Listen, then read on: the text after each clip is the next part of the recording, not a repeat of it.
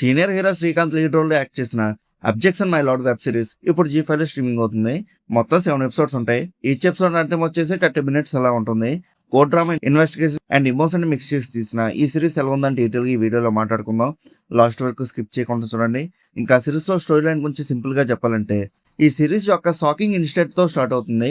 ఆ ఇన్సిడెంట్ తర్వాత జరిగే డెవలప్మెంట్స్ స్టోరీని ఇంట్రెస్టింగ్ డైరెక్షన్ లో తీసుకెళ్తాయి.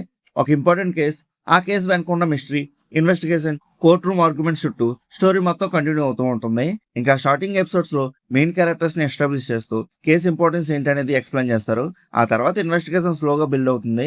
కొన్ని న్యూ డెవలప్మెంట్స్ కూడా స్టోరీ మీద ఇంట్రెస్ట్ క్రియేట్ చేస్తాయి. స్టోరీ ముందుకు వెళ్తున్న కొద్దీ court proceedings, evidence collection, investigations అన్ని పేరల్ గా నడిస్తే హీరో లాయర్ గా హ్యాండిల్ చేసే విధానం, ట్రూత్ ను బయటకు తీసుకురావాలనే ఎఫర్ట్స్ సిరీస్ లో మెయిన్ హైలైట్ గా ఉంటాయి. మిడ్ ఎపిసోడ్స్ లో కోర్ట్ రూమ్ ఆర్గ్యుమెంట్స్ అనేవి ఎక్కువగా ఉంటాయి.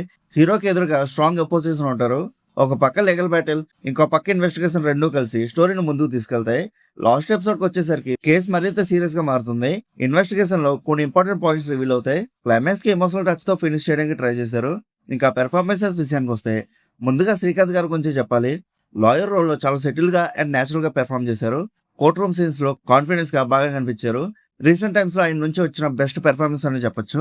ముఖేష్ రిషి రోల్ కూడా డీసెంట్ గా ఉంటుంది, కానీ డబ్బింగ్ కొన్ని చోట్ల అంతగా సెట్ అవ్వలేదు.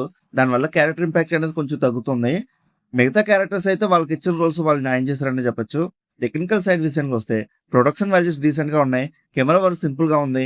Court room setup natural feel ఇస్తుంది. బ్యాక్గ్రౌండ్ స్కోర్ కొన్ని చోట్ల బాగా వర్క్ అవుతుంది. ఎడిటింగ్ యావరేజ్ గా ఉంది. కొన్ని ప్లేసెస్ లో ఫేసింగ్ అనేది స్లోగా అనిపిస్తుంది.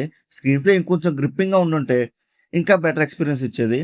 అలాగే కొన్ని ప్లేసెస్ లో సీరియల్ చూస్తున్న వైబ్ కూడా వస్తుంది. అదే బిగ్గెస్ట్ డ్రాబ్యాక్ ఈ సిరీస్ కి.